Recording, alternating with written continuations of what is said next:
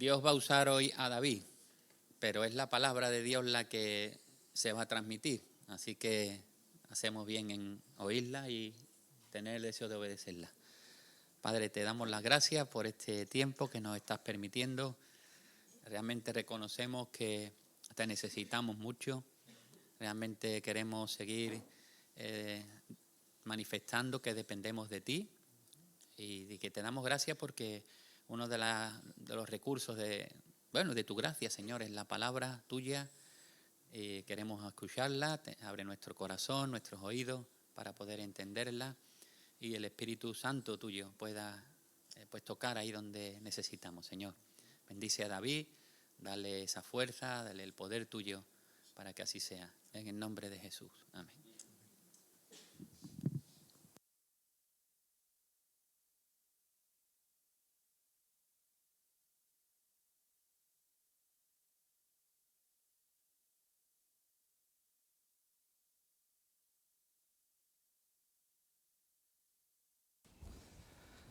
Buenos días, ¿se escucha bien? Yo sé que hay gente que escuchan estos mensajes y a veces te hacen comentarios muy interesantes y desde aquí pues gracias a todos porque esto es de bendición, ¿no? Porque la palabra del Señor toca en nuestros corazones. Jesús dijo: en el mundo tendréis aflicción, pero confía, yo he vencido al mundo. Y hay situaciones que escapan de nuestro control y a veces no entendemos. Por eso en esta mañana quiero que me acompañéis a la serie que estamos considerando de personajes bíblicos influyentes, gentes que el Señor formó y que tienen lecciones para nuestra vida. Y en esta ocasión quiero acercarme al profeta Habacuc y al menos poderlo trasladar algunos principios que son de bendición para nuestra vida. Esa imagen creo que es del grito, me parece, el autor no recuerda ahora. Cuando Dios guarda silencio es el título de la reflexión. Porque a veces el silencio te invita a la reflexión, otras veces quizás a la desesperación, a no ver respuestas inmediatas. Y eso fue lo que le ocurrió a Habacuc. Y por ello quiero que abráis vuestra Biblia en el capítulo 1, versículo 1 al 4. Fijaros que este texto fue escrito, creo que fueron 600 años antes de Cristo aproximadamente. Y uno cuando se acerca a este texto da la sensación que es una descripción de lo que estamos viviendo en la actualidad. Y dice así Habacuc, voy a leer la nueva traducción viviente. Este es el mensaje que el profeta Habacuc recibió en una visión. ¿Hasta cuándo debo pedir ayuda, oh Señor? Pero tú no escuchas. Hay violencia por todas partes. Clamo, pero tú no vienes a salvar. ¿Tendré siempre que ver estas maldades? ¿Por qué debo mirar tanta miseria? Donde quiera que mire veo destrucción, veo violencia, estoy rodeado de gente que le encanta discutir y pelear. La ley se ha estancado, no hay justicia en los tribunales, los perversos suman más que los justos, de manera que la justicia se ha corrompido. Había un autor que decía que había que leer la Biblia con una mano y la otra el periódico para ver un poco lo que está ocurriendo. ¿Hasta cuándo, Señor, clamaré y no oirás? Uno de los problemas inquietantes en la vida cristiana, dijo un gran teólogo, es el de la oración que Dios no contesta como deseamos o esperamos. Y a veces hay un silencio ahí que te desconcierta. A nuestro modo de ver, la única respuesta es el silencio y como consecuencia nuestra fe se ve asaltada por la duda, por el desaliento Y uno se pregunta, ¿acaso Dios, su oído se ha cerrado y su mano derecha o su mano está paralizada? Veamos cuando en apariencia Dios calla, pero Él está actuando, Él está obrando. Y os invito a que me acompañéis a ver algunos aspectos en la vida de Habacuc. El tema que se destaca en Habacuc es la confusión y la duda. ¿No os sentí confundido muchas veces en esta sociedad? Noticias por un lado, por otro, objetividad, subjetividad, manipulación. ¿Hasta cuándo, Señor?, dice Habacuc. Tengo que clamar para que me escuche. ¿Por qué me haces ver crímenes, violencia, destrucción? ¿Sabéis lo que significa el nombre Habacuc? Uno que abraza. ¿Y cuántas veces el Señor tuvo que abrazar a Habacuc en su desesperación? Dicen los psicólogos que un abrazo es terapéutico y le encanta un abrazar y ser abrazado. Y Habacuc, al final de la profecía, este nombre se vuelve apropiado conforme el profeta se va aferrando a Dios a pesar de su confusión en los planes de Dios hacia su pueblo. Fijaros que entonces Israel se dividía en Israel en el norte y Israel en el sur. Israel, o el reino del norte, había sido llevado al cautiverio y antiguamente cuando eras exiliado ibas de esclavo, perdías tu identidad, perdías tu cultura, hasta tu idioma. En cambio, dice que reinaba el rey Josías. Dicen los historiadores que le siguió siempre un rey más malvado a continuación. En ese tiempo, en esa etapa de decadencia de Israel como nunca se había visto, hubo 3 profetas que estuvieron pregonando el mensaje, como fueron Nahum, Habacuc y Sofonía. Pero ¿quién era Habacuc? Habacuc era un hombre que se planteaba preguntas ante un desconcierto. Como hoy en día todos nos planteamos preguntas ante cosas que no entendemos a nivel internacional. Se sentía inquieto ante la indiferente actitud de Dios frente al pecado de su pueblo, porque veía que el pueblo continuaba en la idolatría, vivía de espaldas a Dios, no veía cambios en ello. Y le preguntaba al Señor que por qué no hacía algo al respecto. De nuevo un silencio. Hoy en nuestros días hay muchas personas que ante la injusticia y la maldad en este mundo se preguntan que por qué Dios no interviene para detener la violencia, la injusticia, el sufrimiento que padecen millones de personas. Y Dios le responde a Habacuc. Dice que él estaba preparando a una nación, Babilonia, para castigar a Judá, conduciéndolo a la esclavitud si no cambiaba el pueblo de actitud. Y uno se pregunta, y se preguntaba a Habacuc, ¿por qué usaría Dios a Babilonia, una nación malvada, entregada a la idolatría, para castigar a Judá? Entonces dice la Biblia, dice el texto, que Dios le reveló a Habacuc más adelante que él aún no había terminado de tratar con Babilonia porque la juzgaría también a ella. Fijaros que esto se describe, este acontecimiento, en tiempos de los últimos días del rey Josías, años 640-609 a.C. ¿Cuál es el escenario? Habacuc escribió su libro durante un tiempo de crisis internacional y corrupción nacional. ¿Os suena algo? Babilonia había surgido como potencia mundial. Un nuevo imperio mundial se estaba extendiendo a través de todo el mundo. Y Habacuc escribe estos acontecimientos cuando Judá está a punto de ser destruido. Un tiempo de incertidumbre, un tiempo de temor, de desconcierto, de perplejidad. Y cuenta el libro que Habacuc contempló la decadencia de su pueblo, la violencia extrema, la envidia, los pleitos, la justicia totalmente pervertida. Y él se pregunta por qué tanta opresión, por qué tanta injusticia, por qué sufren los justos, por qué Dios no hace algo, por qué. Y no encontraba en principio ninguna respuesta. Habacuc se queja de Dios, pero lo hace sinceramente.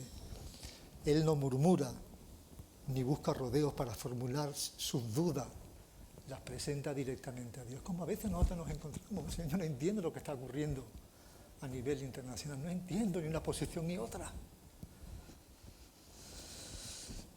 Habacuc hace preguntas, expone sus quejas, confiesa sus dudas.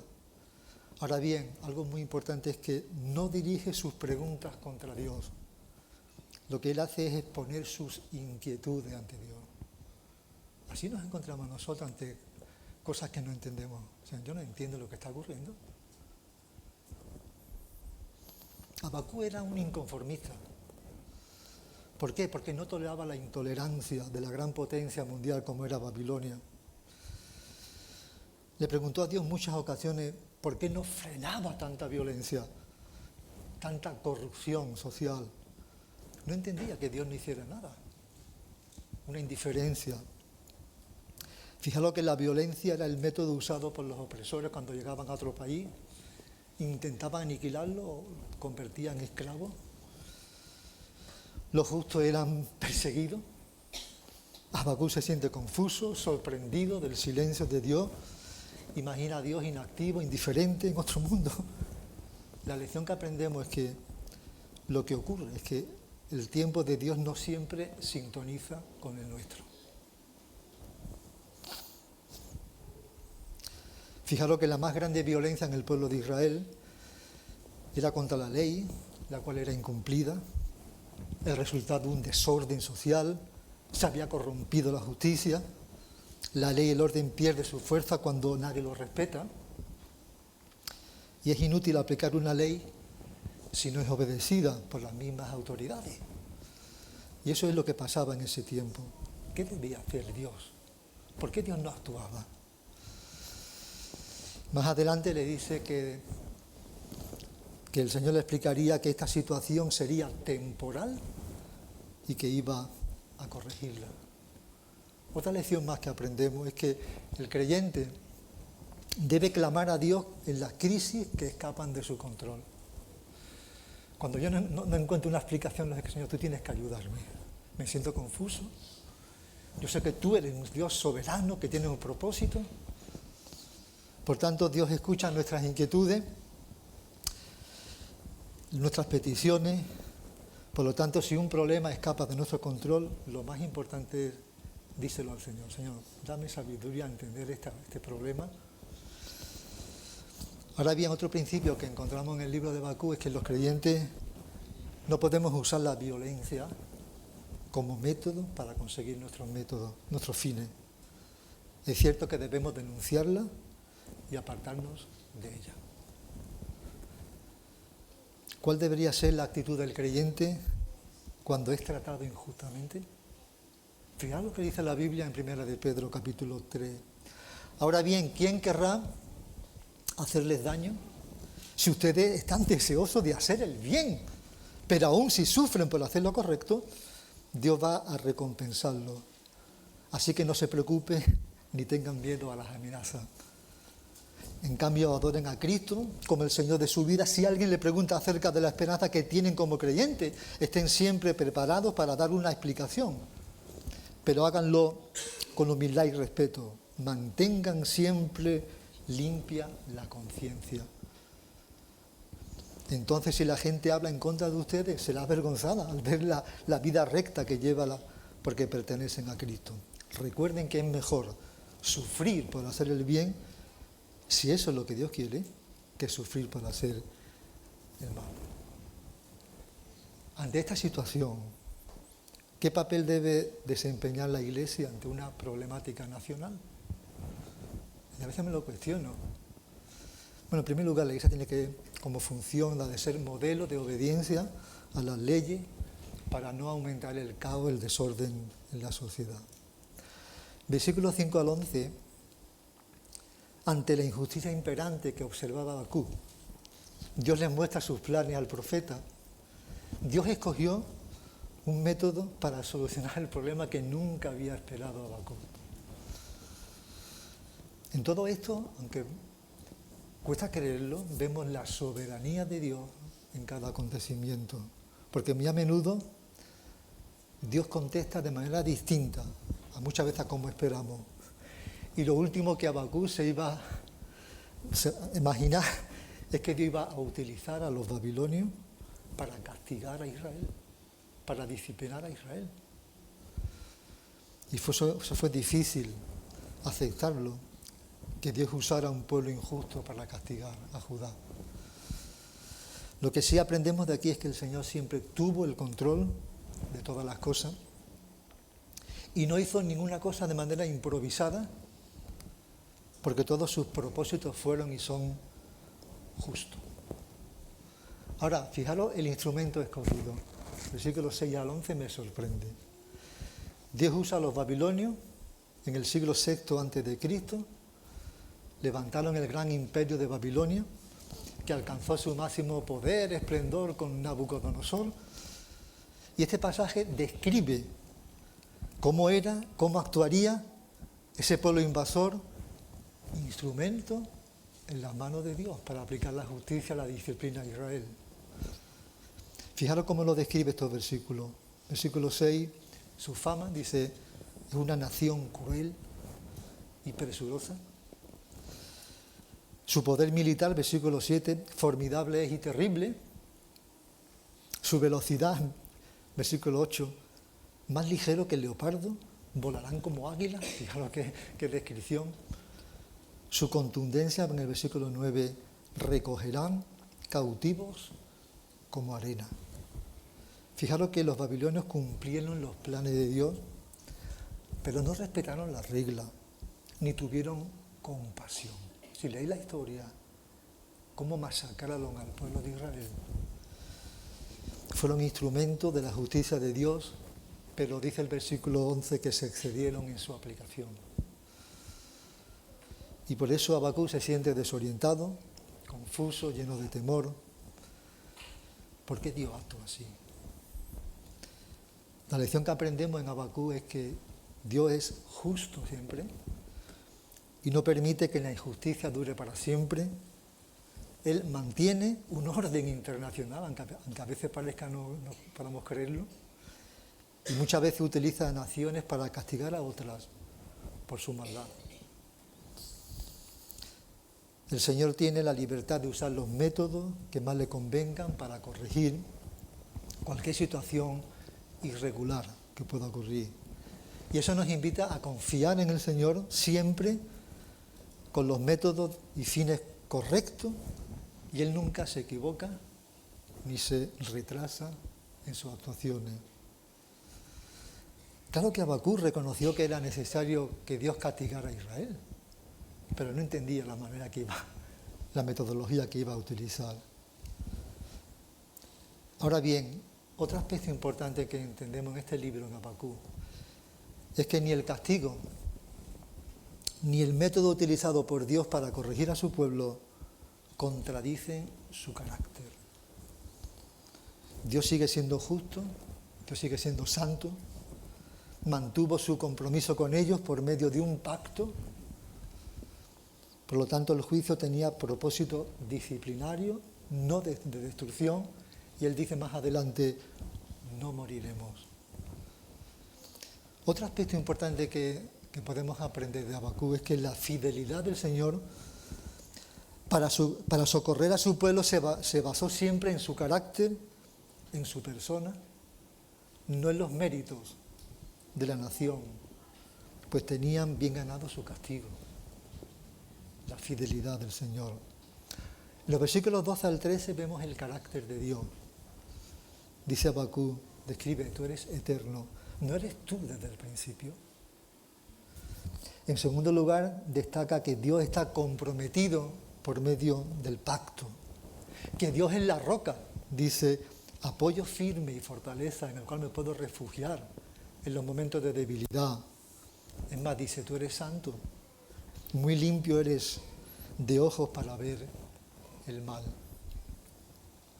En los versículos 13 al 17, una breve pincelada nada más, vemos la debilidad del enemigo de Babilonia, y este pasaje tiene el propósito de contrastar el carácter del pueblo babilonio con el de Dios. Fijaros la maldad que tenía este pueblo. Babilonia no reconoce a Dios. Me sorprende.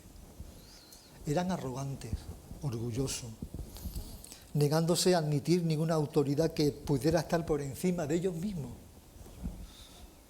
Fueron crueles en su trato a los adversarios. En el versículo 14, 17, encontraban placer en matar. Además eran idólatras, adoraban sus instrumentos de guerra. Algunas aplicaciones que encontramos. Viendo todo este panorama, en estos días me hacía reflexionar. Unas preguntas que se queden en vosotros para poderlo pensar a nivel personal.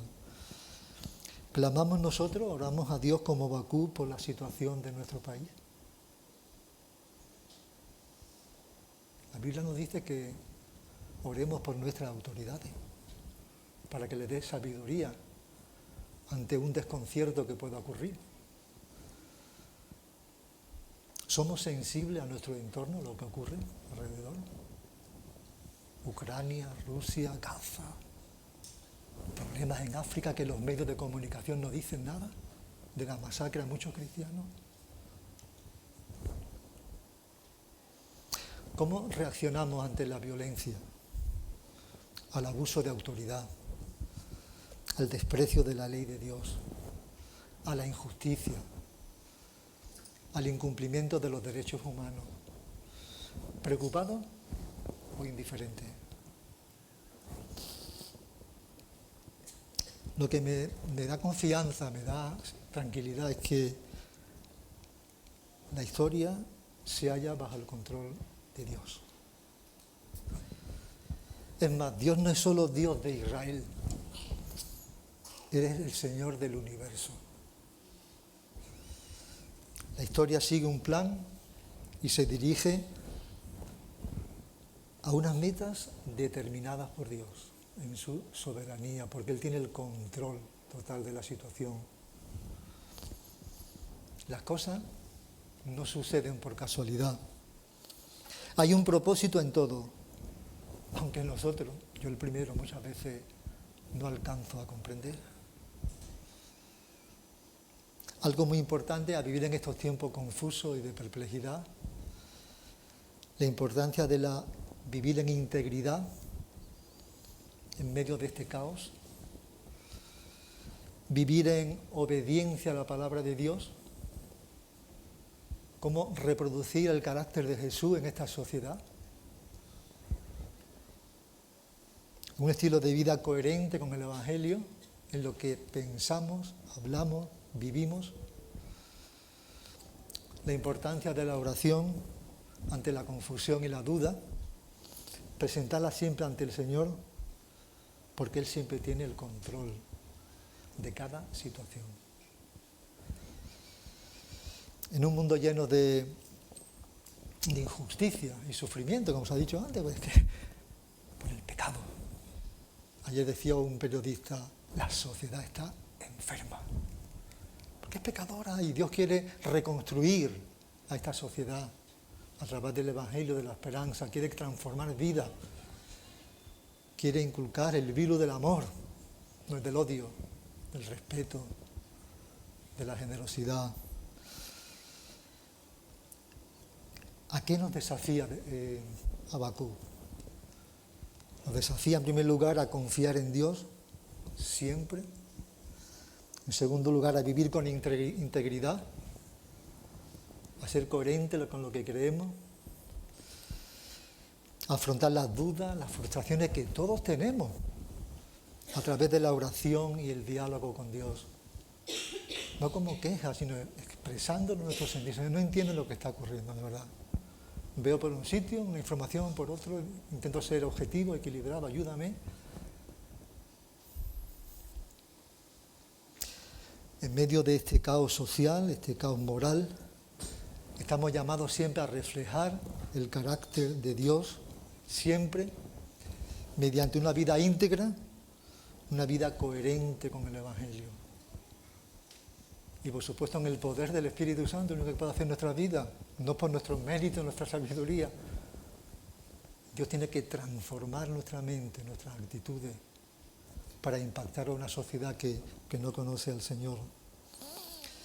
Habacuc nos enseña siempre a presentar nuestras inquietudes, nuestras dudas a Dios en oración, porque es lo fundamental, la clave para encontrar paz y fortaleza en los momentos de desconcierto. La importancia de la confianza en Dios siempre, en todo momento. Aunque la adversidad sea inevitable, ten presente que Dios cumplirá siempre su propósito. Habacuc nos enseña o nos desafía a confiar en un carácter inmutable de Dios, que Dios no cambia. Cambiamos nosotros la forma de pensar muchas veces. Su mensaje sigue siendo una guía para afrontar las luchas actuales con esperanza y confianza en Dios, que tiene todo el control. Amén. Escuchaba estos días una canción, la cantamos muchas veces en la iglesia, en la que quiero terminar esta reflexión. Solo en ti, de Evan Kraft, el autor. Traigo un párrafo que dice: y en medio de este caos, cuando no puedo entender, buscaré en ti refugio y seguro estaré, quebrantado en el silencio. Puedo oírte susurrar, no estás solo en tus problemas, contigo siempre voy a estar, mi Salvador por siempre, no temeré, tú estás conmigo, no fallará, en ti confío, mi esperanza solo en ti. Amén. Pues terminamos. Señor, muchísimas gracias por habernos acercado a tu palabra.